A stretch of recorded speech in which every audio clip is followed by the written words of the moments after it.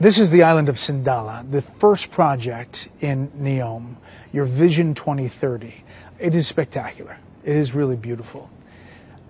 You know, a lot of people have described you as a visionary leader. I talked to a number of your citizens, and that's how they describe you. And you didn't even plant them. That's really how they talk about you. And world leaders are saying the same thing. You've had this transformational change, every aspect of the kingdom, economic, social, cultural, religious. Can you give us some specific examples of what your goals are and how you think all of this is going? Well, simply, we have in the past few issues in Saudi Arabia and a lot of opportunities that we didn't use. We're trying to capture that and to go forward for a better Saudi Arabia. And that's what we're trying to do. And it's a big vision. It is a big vision, and we get like surprised every day that we reach our target faster, and we extend that to a newer target and a bigger ambition. So it's really exciting. Your ministers say you work them hard. Well, you can see in 2022 we are the fastest G20 country growing, and also in this year, if you take just the non-oil GDP part, we are the second fastest in the G20 growing. So it's like a fight between Saudi Arabia and India, a good fight. You're making a transition on trying to get different parts of the economy, not a heavy reliance on oil. The role of women in the society has evolved significantly. You know, you had this 2030. What do you see 10, 20, 30 years for Saudi Arabia? I will give you an example. If you look to late 70s, Saudi Arabia GDP is bigger than South Korea. And now South Korea, I think it's the 10th or 11th largest GDP in the world in 2016, and in 2016 we are number 20. So that's a shame. In 1980, we was GDP number, I think, 12 globally, and then in 2016 we are number 20. So we believe if Saudi Arabia and really the perfect track, since that time we will be among the top 7 GDP globally. I'm trying to get Saudi Arabia back on the right track.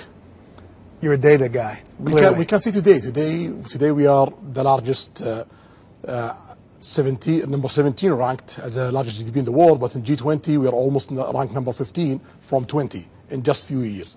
The G20, you just mentioned it. You really have become a big player on the world stage, and that G20 rail and ports deal connecting Europe, the Gulf nations, and India, why is that such a big deal? Logistics is important. If you want to manufacture in your country, if you want to move goods, it's important to have a good logistic plan. You work it with many countries, many regions, to be sure that goods pass in the right time. For example, that project will cut the time of goods from India to Europe by 3 to 6 days. Cut time, save money, and it's more safer, more efficient. So why not? And it's not about only moving goods and railways and ports. It's also about linking grids, energy grids, data, cables, and other stuff will benefit Europe, Middle East, and also India. And most of these energy, all of these energy going to be a green energy that's going to be produced in the Middle East and being exported to Europe and India. So it's a big deal for us and for Europe and for India. Also mentioned in this deal is Israel. What would it take for you to agree to normalize relations with Israel? Well, there is approach from President Biden administration to get to that point. For us, the Palestinian issue is very important. We need to solve that part, and we have a good negotiations continue till now. We're gonna see where it will go. We hope that it will reach a place that it will ease the life for the Palestinians and get Israel back, as a player in Middle East. There were reports that you had suspended talks. No, that's not true. Not true. So you think, if you were to characterize it, are you close? Every day we get closer. It seems it's for the first time real one, serious. We're going to see how it goes. Can you make a deal with Israeli Prime Minister Benjamin Netanyahu? Is that somebody you can deal with? Well, in Saudi Arabia policy, we don't interfere of who's running each country, who's there. We work with him. Now we don't have a relation with Israel, but if Biden administration succeeded to make, I believe, the biggest historical deal since the end of the Cold War, then we're going to start a relationship, and that relationship gonna be continues regardless of who's running Israel. So, I mean, he's 73, you're 38, but you think maybe there's a chance that you could deal with him? If we have a breakthrough of reaching a deal that give the Palestinians their needs and make the region come, we're going to work with whoever's there. Not to go too far, but the concessions Israel would have to give the Palestinians, what would that look like? That's part of the negotiation. Okay. Yeah, I don't want to describe things because I want to see really a good life for the Palestinians. So I want just to continue the negotiation with the Biden administration to be sure. Well, on the U.S. side, would there be a defense pact maybe between the Saudi Arabia and the United States? And what would it look like Article 5 in NATO? Yeah, first of all, we have some sort of that in the past 80 years. We are the biggest buyer from American armament manufacturing. I believe Saudi Arabia alone is bigger than the next 5 buyers from America. So Saudi Arabia is critical in your armament import economically. And we have a lot of security military ties that really strengthen the position of Saudi Arabia in Middle East and strengthening the position of America globally, especially in Middle East. You don't want that to be shifted. You don't want to see Saudi Arabia shifting their armament from America to other places. So that document, it will strengthen that. It will strengthen the interest of America, security interest, military interest, and also economic interest. And also it will save effort and headache from the Saudi side of not switching to other places. You know, there are many people who wonder why you first normalized relations with Iran, a longtime enemy who back in 2017 attacked your oil facilities, but yet not yet Israel. Can you explain that? Based on situation and politics. So we have a long fight with Iran since '79. We don't want to be that the norm in the Middle East. If there is opportunity to shift that and to go to prosperity and interest and working with Iran and working with other Middle Eastern, bringing Iran to work with the Arab world, with the Middle East, why not? So the Iranian reached to the Iraqis in 2020. The Iraqis talk to us. They start to do that kind of negotiation. We have few obstacles. China come in, solve it, and then we have a good start. We hope that continues. We're trying our best, and also what we see from the Iranians, that they're taking this very seriously and they are doing their best. So we are investing in that. That's a big change, and clearly you can see outside the box on these deals. You know, you can look to that. Are you concerned, though, Iran gets a nuclear weapon, about them getting a nuclear weapon? Well, we are concerned of any country getting a nuclear weapon. That's a bad move, and you don't need to get a nuclear weapon because you cannot use it. Even if Iran gets a nuclear weapon, any country use a nuclear weapon, that means they are having a war with the rest of the world. The world cannot see another Hiroshima. If the world see 100,000 people dead, that means you are in a war with the rest of the world. So it's a useless effort to reach a nuclear weapon because you cannot use it. If you use it, you got to have a big fight with the rest of the world. If they get one, will you? If they get one, we have to get one for security reasons, for balancing power in the Middle East. But we don't want to see that. Yeah. It's just a big change. You know, a lot of the world experts are saying how you can isolate Iran and try to prevent them from doing what they have been doing. And then just the image of your Saudi team, football team, going to Tehran to play is just striking, right? Well, that's good. That's part of the movement, and we see very warm welcome from the Iranian side to the Saudi team. I believe Saudis take that very positively. Iran has been fighting this proxy war in Yemen against you. Just today, there were these high-level talks over the past 5 days with the Houthi rebels inside the kingdom, and the quote from your people is that it was positive. Secretary of State Blinken said that this is a time of opportunity.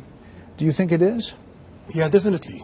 Our aim from day one is to have good life for the Yemenis, good life for the whole countries in the region.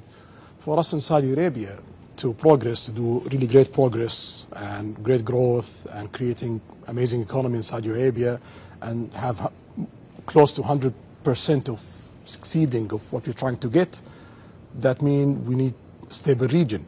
To have a stable region, you need economical development in the whole region. You don't need to see problems in Yemen. You need to see Iraq going really forward. You need to see Iran going really forward. You need to see Lebanon going forward. You need to see the rest of the region going forward. And we are working with GCC, with Egypt, with other players in the region, and also with the global players, with our allies in America, to make that happen. That's good for the rest of the world, because you see, when the region is disturbed, ISIS come out, Al-Qaeda come out, terrorist attack come out, piracy come out. So we don't want to see these events. You want to see opportunities for American companies, for European companies, for the rest of the world, and for more growth in a place that create problems in the past few decades. I mean, obviously, more than 150,000 people died in Yemen. It's been a big humanitarian crisis, but you all put in billions of dollars to help in that, and it doesn't get covered a lot. Do you think it's close to kind of wrapping up? Well, we are the biggest country in the world who give aid to Yemen in the past and today and tomorrow. And we want to increase that, and also we want to start to invest in Yemen in the economical part in all sides of Yemen, and we are in the process of doing that, even if there is a ceasefire and there is no political agreement yet. But we are trying to push all the areas forward day by day. Just a couple more things on Iran. Do you think it was a good idea for the U.S. to allow Iran to access that $6 billion in exchange for the 5 American hostages?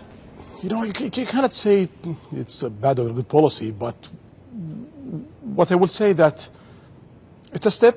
I hope that the Iranians show that getting that $6 million and getting those American backs, it's worth the effort, because that will encourage the world to do more. You mentioned China brokering that normalization with Iran. That surprised some folks. Why choose China in that role? We didn't choose China. China chose you? China chose to be a broker to make that happen. There are signs of change. Obviously, the renewal of relations with Iran, brokered by China, possibly joining BRIC. China's a big component of that. Is the kingdom reevaluating its security partnerships, kind of trying to think of different ways to do it? No, BRICS is not about political alignments. So if you look at the G20, you have like 2 groups inside the G20. You have the G7 and you have BRICS inside G20. We tried to join the G7 at President Trump time, but some of the countries in G7 have like requirement to be part of that. And we are seeing that if we continue for 1 decade without being part of group inside the G20, that could really create obstacles for us economically. So BRICS is an option. They invite us, and we welcome that. And BRICS is not a group against America or the West. You have a lot of allies in BRICS. You have India, you have Brazil, and you have South Africa. Those are also as your allies. You talked to all these world leaders. I mean, you talked to all of them. And when was the last time you talked to President Xi? Something around, I'm not sure. You've talked to him 2-4 months. Yeah, we talk a lot every year. Yeah. How do you see him? What's he like? Well, he's trying to do the best for China, and he have all the right to do that. He's a leader of a country, and he wants his country to succeed and to grow. And he have more than 1 billion people. You don't need to see China failing. If you see China failing, it's around 13-14% of the world GDP, and it's around 15 to 20% of the world population. If that country falls, everyone on the planet falls, even America. You know, obviously there's a lot of concern in the U.S. about Taiwan. As you know, President Xi, when it comes to that issue, What do you think his Vision 2030 is? We announced our policy in that. We believe in one China, and I believe so is America believing in that. There is few arrangement there. I believe the Chinese is respecting that till now, and we're going to look forward how it goes. What about Russia? You deal with President Putin. What's your thought about Russia inside Ukraine? What's happening there, it's something bad. We don't want to see it. Invading a country, it's something against the rules of the UN. The Saudi vote against that. The Russians have their excuse of why they did that, of expanding the NATO, etc., of their lists of excuses. But invading a country is really bad. In Saudi Arabia, we have a good relation with Russia, and also we have a good relation with Ukraine. We have amazing and critical trade with Ukraine and Russia. So for us, we try to do our best to push for a few steps to solve this problem. I mean, you tried to host peace talks. Russia didn't come, but I wanted to ask you about supporting Russia. I spoke to your energy minister, who was fantastic, Prince Abdulaziz, about your decision for oil production cuts. And he told me that it was based on volatility and trying to stabilize the market. There are some supporters of Ukraine who say by doing that and prices spiking that you have essentially boosted Russia's war effort at a time when the country, every country, a lot of countries are trying to squeeze him to get out of Ukraine. So how do you deal with that? So you're talking about support of Ukraine, but how about the president of Ukraine? What did he say? He said totally something against that. He says Saudi Arabia is supporting Ukraine, supporting to solve the problem between Ukraine and Russia and trying to be a mediator to help in that area. And if we are doing a deal in OPEC Plus country to support Russia, Iran is part of the OPEC Plus country, and at that time Iran was our enemy. We don't have that alliance that we have today. So are we supporting Iran at that time? That doesn't make any sense. For us in Saudi Arabia, we just watch supply, demand. If there is shortage of supply, our role in OPEC Plus is to fill that shortage. If there is oversupply, our role in OPEC Plus to measure that for the stability of the market. So it doesn't have anything other than that? No, it's purely about demand supply.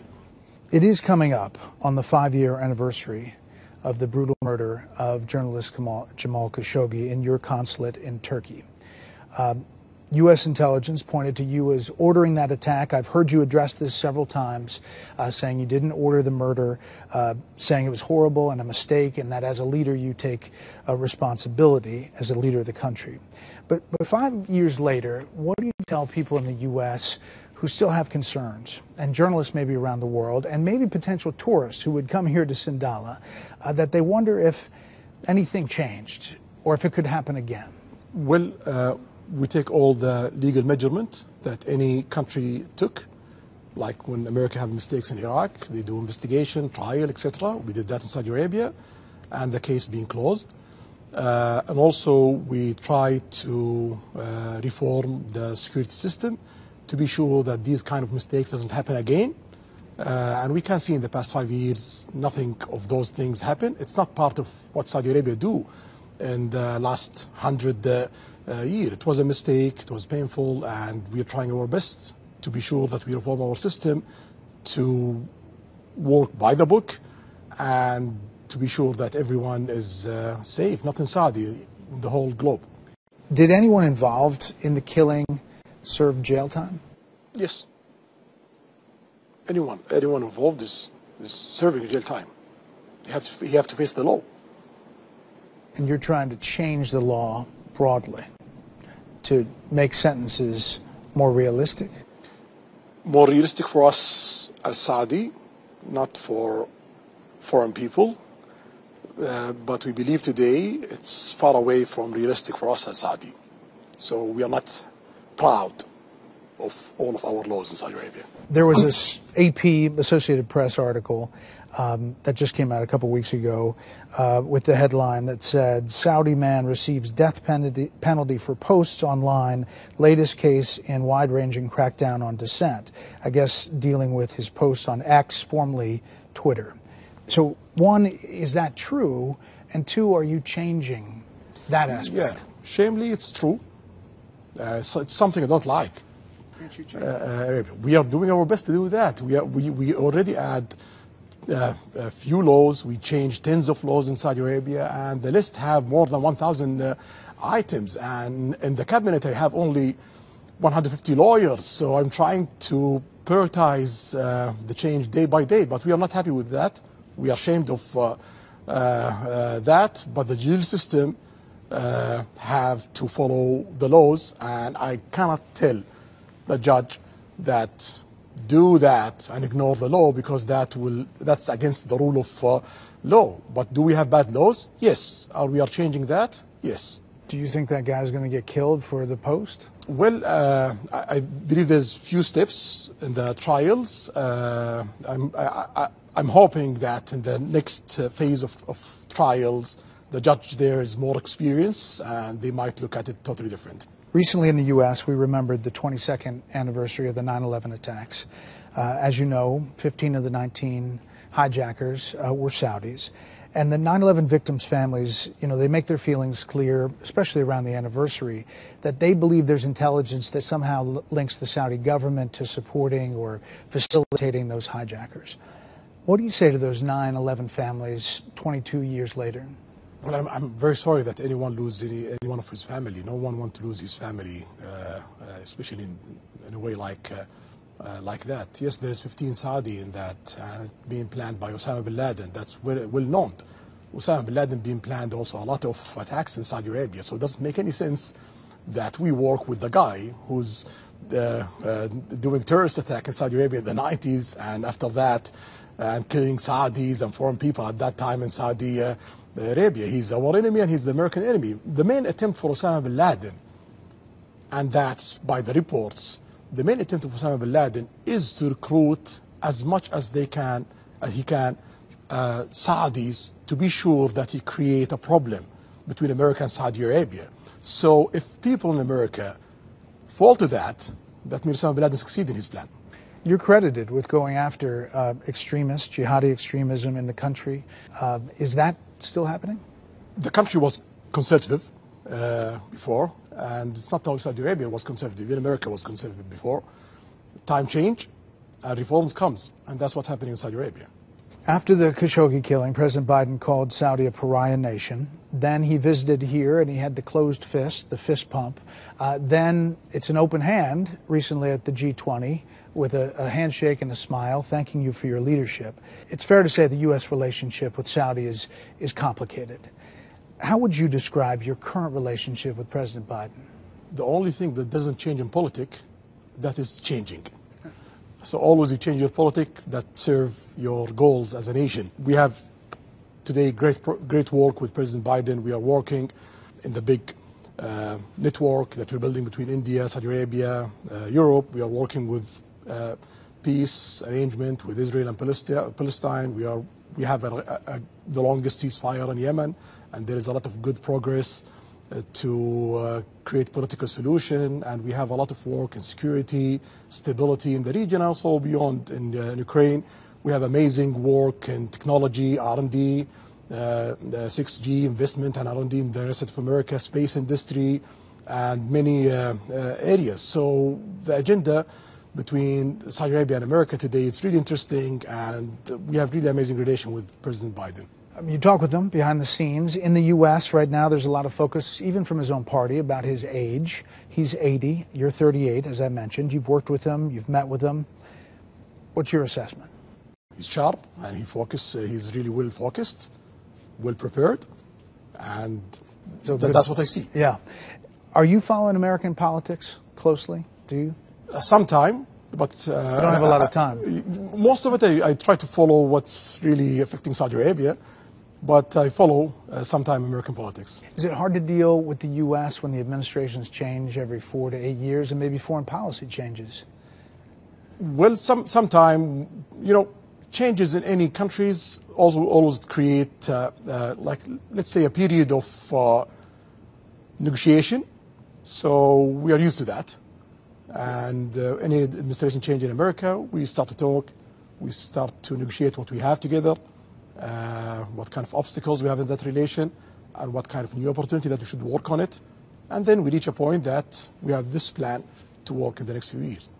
You had a good relationship with former President Trump, then President, and his administration. You know, there's several investigations right now with President Biden and his son Hunter, the money he took in from a company in Ukraine and from China, and whether that had an impact either directly to President Biden or on his decisions that he made. In the Trump administration, you had a really close relationship with the president's senior advisor and son-in-law, Jared Kushner.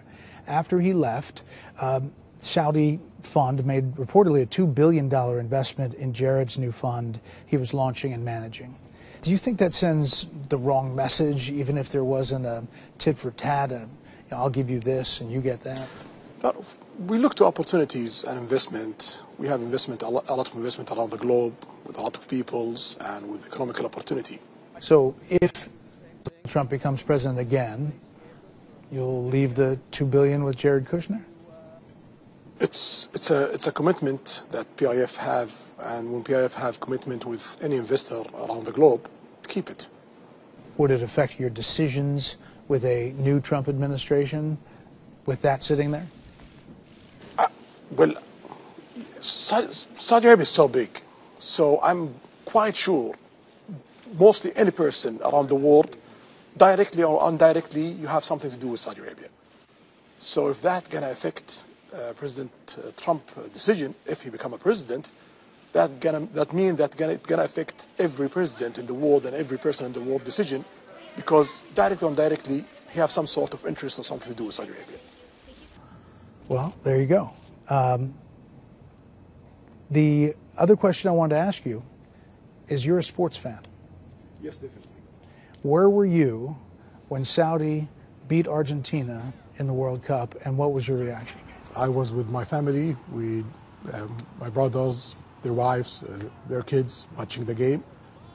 And actually, we just want to get out from this game with no humiliation. We get surprised.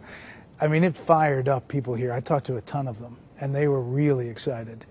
Do you think football, soccer in the U.S., is changing the dynamic here, that it's almost another national identity?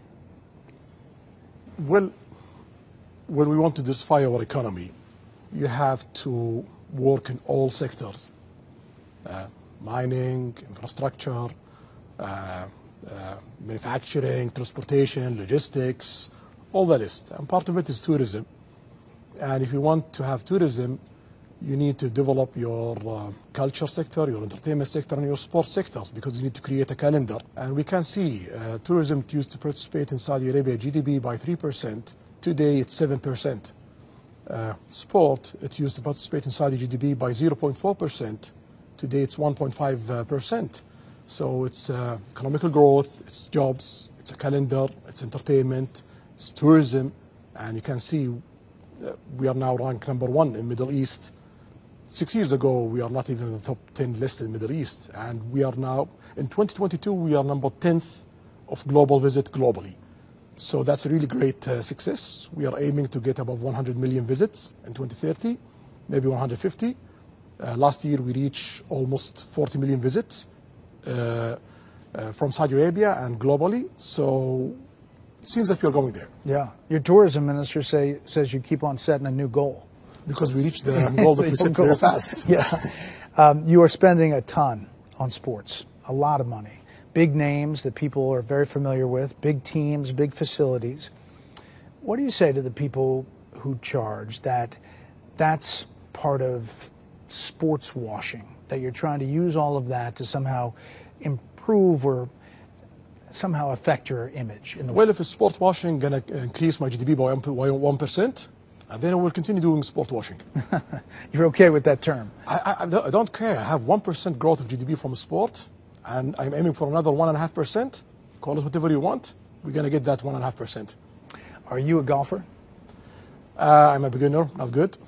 So you don't have a lot of time to practice. That's part of it, but I'm trying to do my best. What do you make of live golf and possibly this merging with the PGA? Well, that's a game changer for the golf industry. You will not have competition, and you will have focused in developing the game, and that's good for the players and the fans who love golf. Is there something you feel in the country that's changing because of everything you've done? Like, do you see young people buying in, and that in and of itself is going to be a game changer, not from the top down, but from the bottom up? Well, it's not everything that I've done. It's everything that we done in Saudi Arabia. I'm just one of them.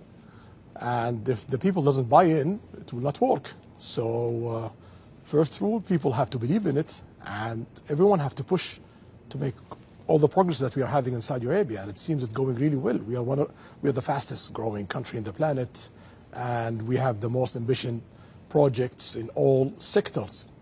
So we are the fastest in each industry in the planet. At some time, you will be king here. How is your father?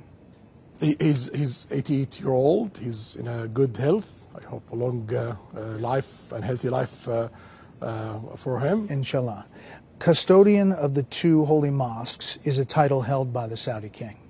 And it's a really serious responsibility, always well understood in the U.S. Could you say something for our viewers about the obligation that implies for the Saudi king, how big a deal that is in the broader Islam?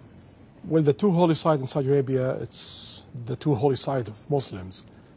Mecca, you have Kaaba, which they face 5 times a day, and they have to visit 1 time a life. And you're talking about almost 2 billion people in the planet. And in Medina, you have the grave of the Prophet. So the duty of any king of Saudi Arabia and the duty of all Saudi peoples to serve those 2 places and to serve the visitors of those places. And I believe we did a wonderful job in that area. Thank you for answering all of these questions. I just spent the past 3 days here, and I've visited here many, many times before. And I personally have seen major transformations, not just for women, but the building and the cranes and how people look at this country. For people on the outside looking at this, what would you tell them? You know, if they want to come visit, they may be skittish about coming to Saudi Arabia because of what has been written in the past, what they see. What would you tell them? I will tell them the greatest success story in the 21st century is Saudi Arabia. This is the story of this century. Do you want to miss it or not? That's your call. And do you think you're going to slow down at all? No, we're trying to speed up every day. Your Royal Highness, we really appreciate this time. Shukran. Thank you. This is one of a lot of islands that we're developing in the Red Sea. So now around 22 islands under construction. That's one of them. And more going to be announced. So it's a shame that you have the best corals in the planet and the Red Sea. Still doing very well because it can stand heat. And it's not available for tourists to enjoy it. Yeah. So next year it's going to be open, almost 5 islands from the 22 under development. But in total in Red Sea we have 1,150 islands. The aim is to develop 50% of that. I guarantee you the world does not know you have all these places. Not only that, a snow mountain. It's very close from here. We are hosting the Asian Winter Games in 29 in Saudi. Yeah, that's something got to change. What's Saudi? Saudi is not about just desert. You have forest in it, you have valleys, oases, tropical islands, mountain islands, sandy islands, corals, and you have snow. Yeah. So what do you do to blow off steam? When you want to relax, like what do you have fun doing? Video games. Oh, what's that? Video games. Video games. You're a big gamer. Since I'm a kid, I love it. Really? Yeah, it disconnects me from reality. So, and there's a big video game part of your ministry, right? There's out of sports? Esports is one of the most important things happening globally. It's the most one of the most growing industry in the planet. It grows by 30% every year. So the return of PIF investment, every year we have 15 to 25% of profit. So it's really amazing, and we don't want to miss that. Yeah. When you see, it's like beating Hollywood today. So one of the streamers on esport, he have more than 2 billion views, more than the biggest Hollywood movie. It's amazing. So it's serious. And you, to blow off steam, to do something, you get on a video game? Get on it with my kids or with my friend and just disconnect for a few hours. And if you're outside, what are you, a hiker? Hiker, diver, enjoying nature. That's the most thing I do outside. Golfer? This is a Robert Trent Jones Jr. golf course. Well, there's a lot of small things like golf, paddle, soccer, basketball, whatever, but the main thing is hiking and diving. So the handicap, is it... Handicap plus 36. It's horrible. That's what handicaps are for. Yeah. What are you looking forward to coming up? I mean, every day is something big for you, listening to your ministers. What are you looking to the next thing? So today we are trying to close a few things that we are aiming to close it the first half of 2024.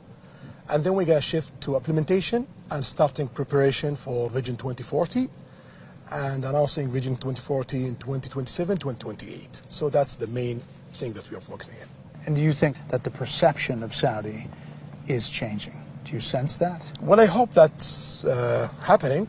But for us in Saudi Arabia, we don't look at that. For us in Saudi Arabia, when we do change, we look to our needs, to our people needs, and to our economy needs. If it changed perspective positively, great. Yeah. We really appreciate the time. Shukran. And we look forward to seeing where Saudi Arabia is by 2030 and beyond. Thank you. Thank you, sir. Thank you. Yeah.